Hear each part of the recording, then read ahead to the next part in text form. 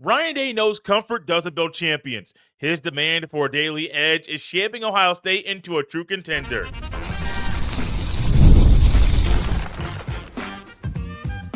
You are Locked On Buckeyes, your daily podcast on the Ohio State Buckeyes. Part of the Locked On Podcast Network, your team every day.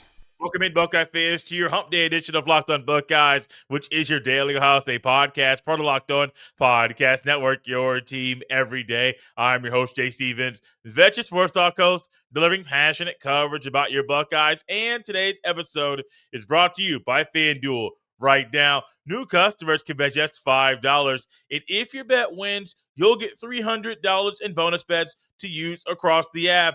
Download the app today. During today's show, we will discuss some things that Ryan Day needs to see from Edrick Houston, as well as a few players that provide an edge for the Buckeyes. But first, Ohio State sitting in a pretty good spot right now. They're 4-0. They just won their first Big Ten game. They snapped Washington's 22-game home winning streak. I mean, they're sitting pretty good. Also, defensively, they're the best unit in the country, and this could be a very historic year for the Buckeyes defense. And things are sitting well for them. And while things are in a good spot for the team, it would be very easy for players and coaches to look around the country, see Ohio State having the number one tag next to their name, and to get a little comfortable, to kind of take their foot off the gas a little bit, to realize where they currently are and not try to maximize the opportunity they have every single day to go harder, to push harder, to tap into their potential and to get more and do more and be more successful and hold a team to less points and to score more points the next time they're on the field. It'd be very easy to get comfortable. But that's not how champions are built. And Ryan Day realizes that. While Ryan Day knows there are people still around the country that still boo the man, that still don't believe he is the coach that he currently is, Ryan Day is keeping his head centered. He is focused on the task. And the task is making sure that Ohio State gets better every single day. And blocks out the noise, doesn't look out and see where the team currently sits and gets a little comfortable. But no, he wants people to be uncomfortable, but also while being uncomfortable, they're working to get better and push themselves every single day. It's a process to be a true contender. Now, September's over. You're into the month of October, which is very hard to believe we're already here right now. The first month of the year flew by. But you're in October. In October, teams are going to start to separate themselves from the rest of the pack. Now, Ohio State's already at the top, but even then, by the end of October, what are you going to find? Ohio State separating themselves from everybody else because they are the team. But also, Ohio State could fall in October. I don't think they're going to based off the schedule and how the teams are playing. But if they kind of let their foot off the gas and start to get a little complacent and get a little comfortable, at the end of October, we could be having a conversation about Ohio State being undefeated, but still feeling like, well, this team is not really maximizing the opportunity they have right in front of them.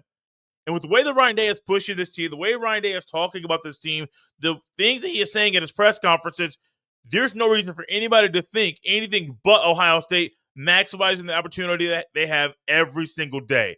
And this isn't just a players' conversation. I mentioned it earlier. This goes for coaches too. Because if I am James Laurinaitis, or if I am Matt Patricia, or if I am somebody else on this coaching staff, I am going to be looking at this opportunity and saying, how can I get better? What am I doing right now that is working? And how can I improve on that? Those are things that I'm asking myself every single day. Because if you work on those things every single day, what are you going to find?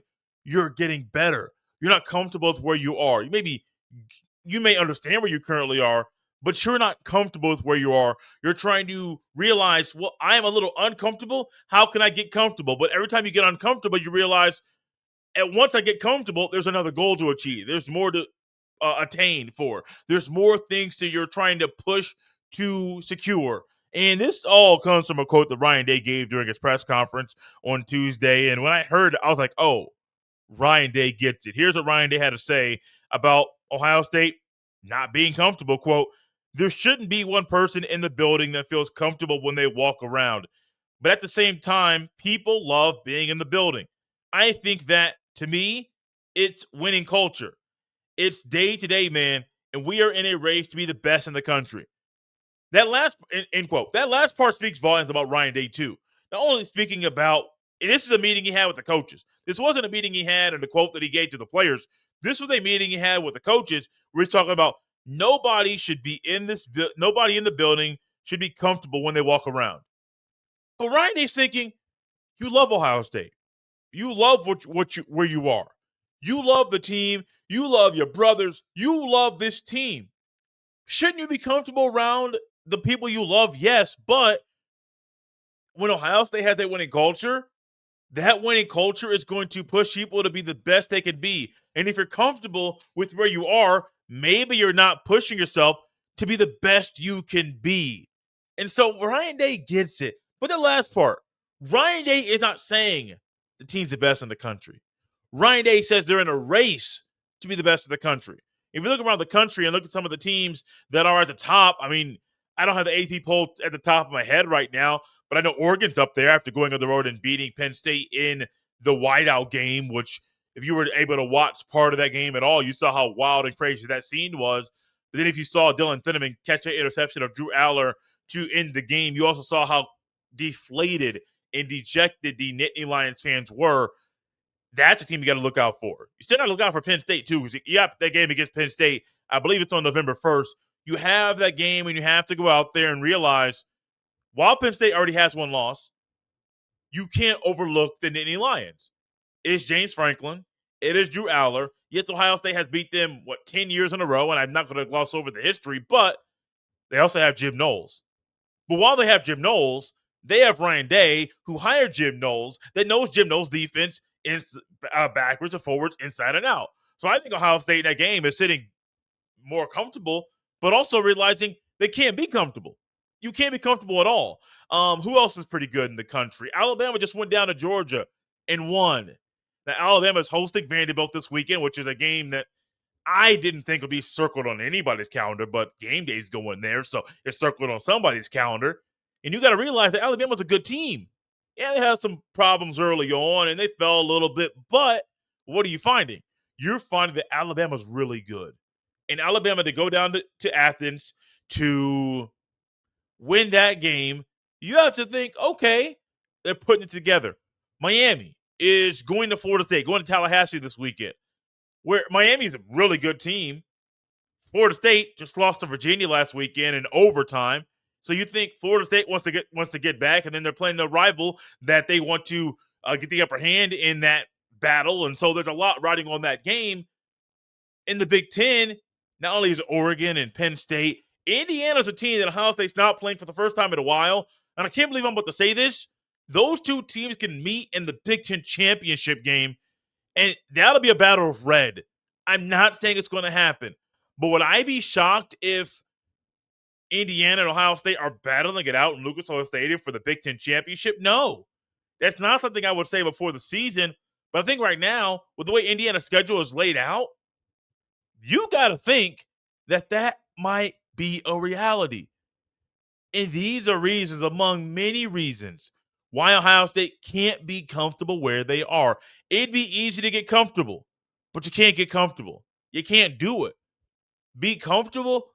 Get comfortable being uncomfortable. Because once you're uncomfortable, you're trying to get comfortable. Once you get comfortable, you realize there's more to push for. There's more of an opportunity to maximize. So it's a constant process. Well, I get comfortable. Okay, wait. Let's stress myself a little bit further. Okay, cool. I am uncomfortable. I'm comfortable again. Let's go a little bit further. I think Ryan Day right now has the right mindset to keep Ohio State in the race to be the best in the country. In his acknowledgement, knowing that Ohio State is not the best team in the country, or there's a race to be, and it's not a race right now via the AP poll rankings. It's at the end of the day, at the end of the season, Ohio State wants to be the last team standing once again. And the talent is there for Ohio State to do that. But they have to keep putting their best foot forward and maximize every opportunity right in front of them. Speaking of maximizing the opportunities they have, there are a few Buckeyes that are maximizing their opportunities on the field that are helping the other Buckeyes have an edge during every Ohio State game. This episode is brought to you by Mazda. Mazda crafts cars for those who do more than simply move. Mazda delivers confidence with every ride, with more IHS Top Safety Pick Plus awards than anyone else as of August 2025. From footwork to breathwork, athletes sweat all the details. Mazda brings the same attention to how we craft every model. You can feel Japanese craftsmanship in every detail, from the metallic accents to available Napa leather upholstery. With all-wheel drive standard in every crossover SUV, you can drive with confidence through almost any season. Like our players, we sweat every detail, because when you make every move count, impossible becomes irrelevant. Mazda, move and be moved. This episode is also brought to you by Monarch Money. Most people can't name all their financial accounts or even what they're worth, whether it's 401ks, properties, or investments. And when you don't have the full picture, you can end up leaving money on the table. That's why there is Monarch Money. It's an all-in-one personal finance tool that brings your entire financial life together in one clean, easy-to-use interface on your laptop or your phone. Monarch is built for people with busy lives. If you've put off organizing your finances, Monarch is for you. Monarch does the heavy lifting for you. You can link all your accounts in minutes, see clear data visuals, get smart categorization of your spending, and finally feel in control of your money without ever touching a spreadsheet. Don't let financial opportunities slip through the cracks.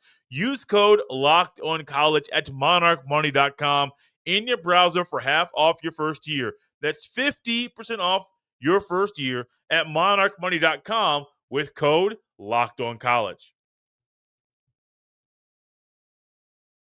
Thank you all for tapping in Locked On Buckeyes and making this show your first listen of the day. The Buckeyes are in a really good spot. I said it earlier. I'll say it over and over and over, because where Ohio State currently sits is in a spot where most every team wants to be about Ohio State.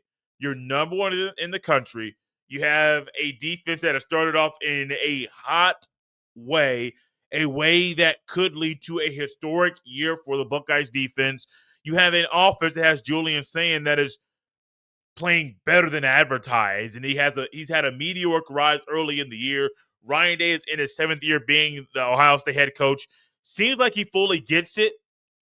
Seem like Ryan Day is figuring a lot of things out in his early time as a head coach. Matt Patricia, Tyler Bowen, Brian Hartline. I mean, what the team currently has, from the talent to the coaching staff, it's a fun thing to have. One thing you don't see when it comes to the coaching staff or just players on a roster is if a team has an edge. I think it's very clear that Ryan Day made it clear early in the year before spring practice that Ohio State had an edge. Now, how would that edge be seen on the field? We were unsure, but it's very clear that with the way Ohio State plays and the way that some of these guys celebrate and the excitement they have when playing games, there is an edge to this team, which makes them a lot of fun to watch. And one of those guys that definitely has an edge is Davison Igbinosun. That man wears number 1. He might also be number 1 in your heart, because IGB is a dog. And Ryan Day has said it recently. He also said it previously during numerous times when he's behind the mic, that Igbinosun's edge and fire feeds off to the other players on the team. Now, specifically the DBs and then the entire defense, but it's something that everybody can feed off of. They feel it. It's contagious. And his ability this year during the offseason to work on the fundamentals and work technically to get better at some of the things that sometimes plagued him a year ago, that's something that just shows growth, because that's one word that Ryan Day said, and I'm going to read his quote here in a second. But there are a lot of guys that have success that end up having some issues with their play, and they don't want to put the work in. Not at all. They prefer to continue to do the things their own way and make mistakes here and there. They might be able to figure out how to overcome said mistakes, but they don't want to be taught those mistakes. They want to figure it out their way via the School of Hard Knocks, which works for a lot of people. But there are times I don't think that is the wisest way to go about life, going about it via the School of Hard Knocks. But Ryan Day realized IGB has a special talent. IGB will be drafted. Could he be a first-round pick? Maybe. I think probably second or third round. But would I be shocked if NFL execs and coaches said, no, IGB, we going to get you at pick number 28. I'm not trying to be prophetic. I'm just speculating, saying it could happen. Here's what Ryan Day had to say about Ohio State starting corner. One of the starting corners at Ohio State, quote, there's a lot of growth. Davison has always had an edge to him, a competitiveness, and he's aggressive. He had to learn technically what he needed to do to improve. He's going to bring it every day. How you practice is how you play, and he's a great example of that, end quote. Hats off to Ryan Day for making sure the DB coaches were locked in and realizing how to help a guy that was going to be pivotal for the Buckeyes to achieve all their goals. And the everydayers are getting something we've been talking about for years, but I really haven't touched on Ohio State's goals in any season recently. Goal number 1, beat the team up north. Goal number 2, win the Big Ten championship. Goal number 3, win the Natty. The Buckeyes haven't done all 3 in a very long time. Could they do all 3 this year? Absolutely. But you got to keep getting better. And IGB focusing on his technique and getting technically sound is something that I think Ohio State needed for him to do so the team can be the best it could be. Speaking of being the best it could be, Ryan Day also spoke about Phillip Daniels, some of the things he did in the offseason, and what he provides for the team. Quote, he's made great progress. We love the intensity, we love the passion, we love how hard he plays. He gives us an edge. This will be a big week for him playing against his old team, but the guys appreciate what he brings every day. He brings a work ethic and a toughness, end quote. And I didn't even think about that earlier in the week, even though I realized where the man came from. He provides an edge for Ohio State, not just with his style of play, but he knows PJ Fleck very, very well. He knows Minnesota's offense very, very well. And so if Ryan Day and Brian Hartline and Billy Fessler and all the other offensive coaches want to tap into Phillip Daniels' past to help his present, you're going to figure out, okay, what does PJ Fleck like to do? What makes his team so special? And he'll go X, Y, Z, breaking stuff down to help his current team beat his former team. But remember, if you go back to when Phillip Daniels transferred to Ohio State, there was never a thought that he would be a starter. No, there was also never a thought that Austin Saraville would be a starting left tackle who is making a big boy name for himself, because nobody can get past that man to get to the quarterback. I almost said his number, but I am banning myself from saying those 2 numbers in that sequence on this show and really in my life, because y'all kids, man, y'all kids been doing that. Those watching the YouTube know exactly what I did. And if you have a kid or if you watch anything on the social media, you realize what my hand motions, what number accompanies the hand motions. If you are an audio listener trying to figure out what this man is doing, go to the YouTube and check it out. Ohio State right now with Phillip Daniels, his emergence, his progression, and his work ethic, and him getting better and being a solid guy at right tackle is huge. I mean, I think Tegra's playing a little bit harder at times and more aggressive because he's playing next to Phillip Daniels, who has that edge, man. He's a guy, you take him on the basketball court, on the playground, he might not be the best. He's going to be pretty good. He's going to be physical. He's going to be tough. He's going to talk a little bit of trash. That is Phillip Daniels. He's not only going to talk, he's going to back it up too. And so the Buckeyes got a couple guys, one on defense and IGB, another on offense and Daniels. The fun thing is these guys are transfers. And while they're transfers, they have been quickly acquainted and acclimated to the Buckeyes' way of doing things, and they are helping Ohio State be the best team they can be. Speaking of Ohio State being the best team they can be, while also not getting comfortable where they are, Ryan Day is open in discussing some things he needs to see from Edrick Houston. We will unveil that list next. This episode is brought to you by FanDuel. The NFL season is here, and FanDuel has an offer you don't want to miss. Right now, new customers can bet just $5 and get 300 in bonus bets if you win. That's right. Pick a bet, put down $5, and if it hits, you'll unlock $300 in bonus bets to use across the app. I love how FanDuel gives me so many ways to play. I've built parlays, tried player props, and even followed the live lines during games. It makes watching football even more exciting when you've got a little something riding on the action. Whether you're a casual fan or love diving into the stats, FanDuel makes the game day experience so much better. So what are you waiting for? Visit FanDuel.com to download the FanDuel app today and get started. This episode is brought to you by Square. Your favorite neighborhood spots run on Square. There are certain businesses that make the neighborhood the neighborhood. These are the places that become an extension of home.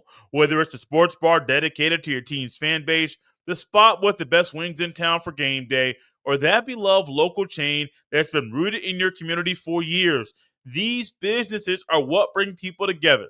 When neighborhood businesses thrive, the whole neighborhood thrives. There's a local barbecue spot in my neighborhood that's been the heart of our community for years. It's the kind of place where you walk in and everyone knows your name. Sports are something that bring neighborhoods together, whether it's gathering for game day rituals, celebrating with the best wings in town, or just being part of a fan base that calls this place home. Take this ad as an excuse to go support your favorite local spot and have yourself a day in the neighborhood. Square is a proud partner of more than 4 million neighborhood businesses around the world. You can go to square.com/go/LockedOnCollege to learn more. But before you do, go support your favorite neighborhood spot. You'll be happy you did. Square. See you in the neighborhood. Thank you all for tapping in Locked on Buckeyes and making this show your first listen of the day. Edrick Houston was the player in this year that many people believed would take a step to get better, a step forward, maybe 2 or 3 or 5 steps forward in the first 3 or 4 or 5 weeks of the year. But it seems like Houston's progression has not been met with the expectation or the hype surrounding his name. And maybe that was misguided hype, or maybe that was the proper path for his career based off the hype he had coming into Ohio State and how he played last year.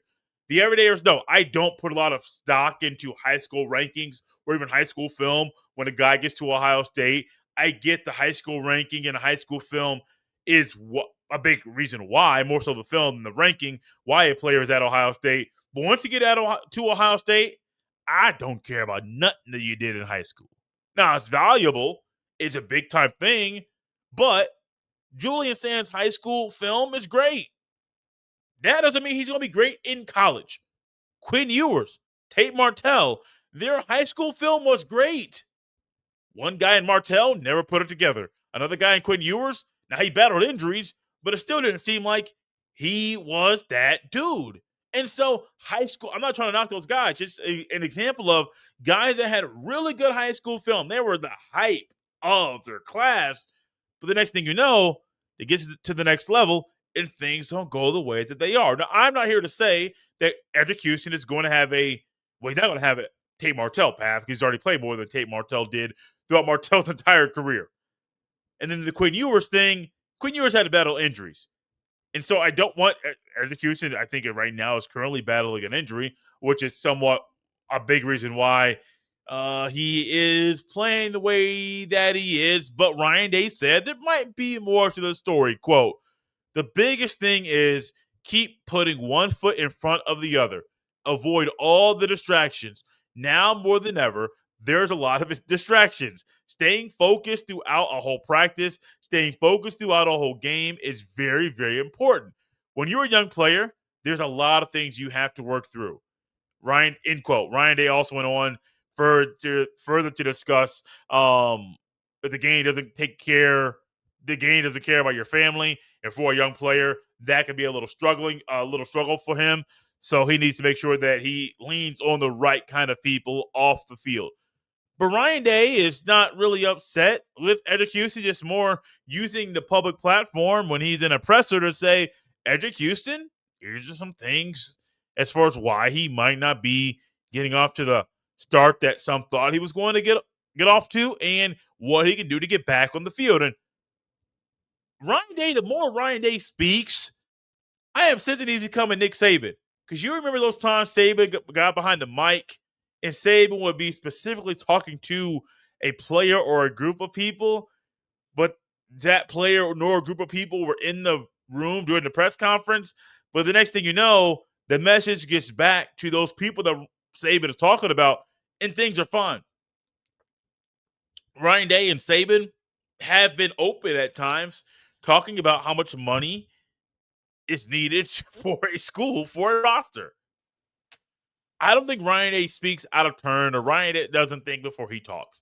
I think Ryan Day knows the message he is trying to get to send, and he knows a way to send it.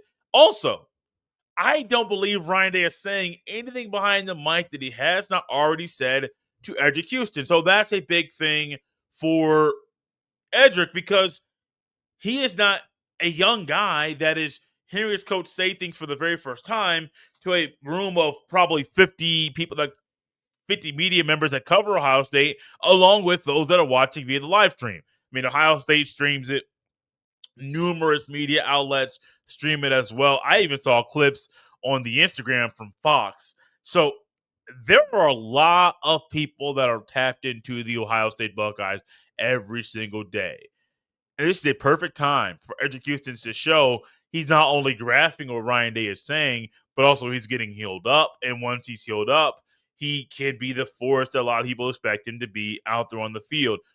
Ryan Day also said something that was a little interesting about the punt return game. I don't like talk about punt returns at Ohio State because they don't normally go well.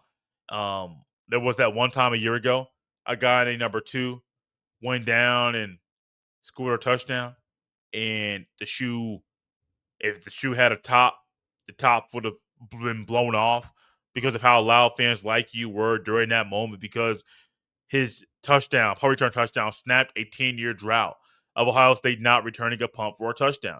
That was a Jalen Marshall thing about 10 years ago, prior to Caleb Downs snapping that drought. Brandon Innis this past week, he fumbled on the punt return. It was a pretty good punt return, I'm not going to lie. But yeah, punt return is wiped away because of the fumble return, because of the fumble. So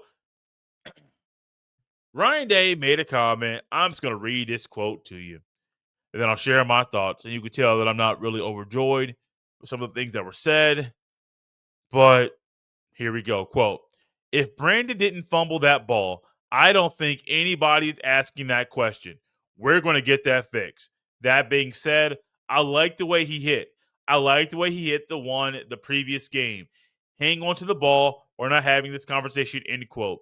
And the conversation he is talking about is Ennis being the punt returner. Also, when Ryan Day said I like the way he hit, he's talking about the return. Hit the hole, hit that crease. He got there quickly. That's what he was speaking about.